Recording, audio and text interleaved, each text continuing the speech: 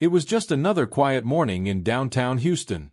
The city hummed with routine, baristas fired up espresso machines, street vendors set up shop, and the usual tide of commuters flowed through crosswalks, heads down, minds elsewhere. To most, it felt like any other ordinary day. But inside the walls of the 5th Precinct, a modest, aging police station tucked between a hardware store and a pawn shop, something far from ordinary was about to unfold. Officer Daniels and Officer Blake were already out on patrol.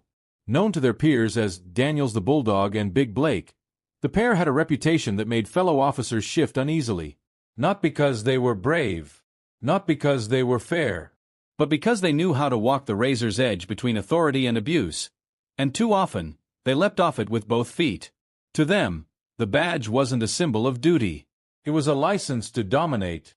That morning, they turned onto Maple Street, where a woman stood quietly beside a parked SUV. She wore simple clothes, jeans, a fitted jacket, and sneakers. Nothing flashy. Nothing official. She leaned against the car, scrolling on her phone, occasionally glancing toward a nearby bakery. Blake squinted through the cruiser's windshield. Looked suspicious. Loitering, maybe casing the car. Daniels cracked his knuckles. Let's check her out. They pulled up fast. No questions. No introductions. No decency.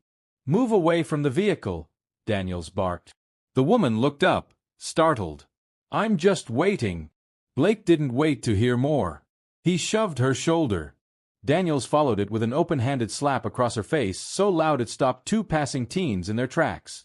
The woman staggered back but didn't fall. Her hand slowly reached for her cheek. Her lips parted slightly, not from pain, but from shock. Eyes wide, not with fear, but disbelief. Phones came out. Nobody intervened. But someone somewhere pressed record. Daniels sneered. Resisting, huh? You want to get cuffed too? The woman stared at them, calmly.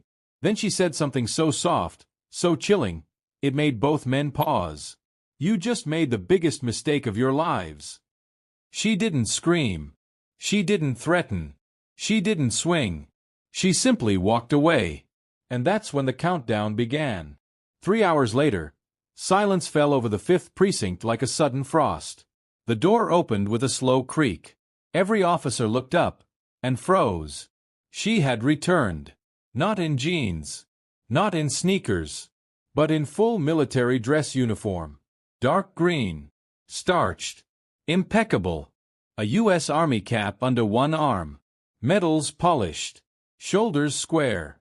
Eyes sharp as a blade. Behind her, 2 men entered.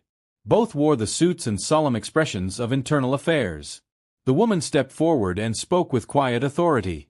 I am Major Sarah Collins, United States Military Police Corps. I'm here to file a formal report of assault and misconduct by Officers Daniels and Blake. And I have video evidence.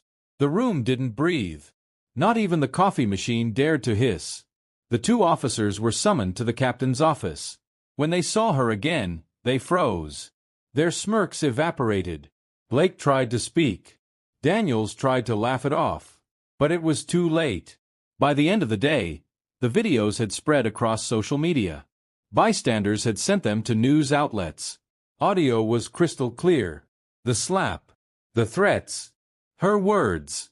You just made the biggest mistake of your lives. Over the next 72 hours, everything unraveled.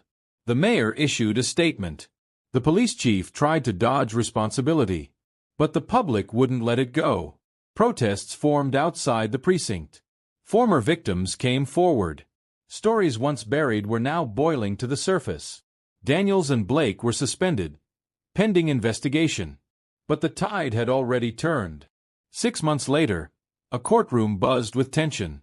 Cameras rolled. Reporters scribbled. A jury sat silently. And Major Collins took the stand. She described that morning. The crack of the slap, the burning in her cheek, the weight of being judged not for her title, but for her appearance. She didn't cry. She didn't rage. She simply told the truth. Her final words echoed through the courtroom like a promise. I had the power to retaliate. I chose not to. Because discipline is the true measure of strength. And justice is louder than rage. The judge paused. Even he seemed momentarily speechless. Daniels and Blake were found guilty of assault, misconduct, and abuse of power.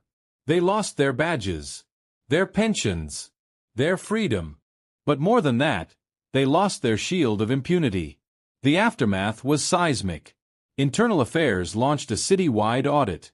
Over 30 new investigations opened. The police chief resigned. A task force on ethical enforcement was formed. Training programs were rewritten. A culture of silence began to crack. And Major Collins? She declined every interview, every award, except one. The Medal of Civil Courage, awarded in a quiet ceremony at City Hall. No cameras. Just a simple thank you. Her story became part of law enforcement training nationwide. This wasn't just a story about two bad cops. It was about the power of calm defiance,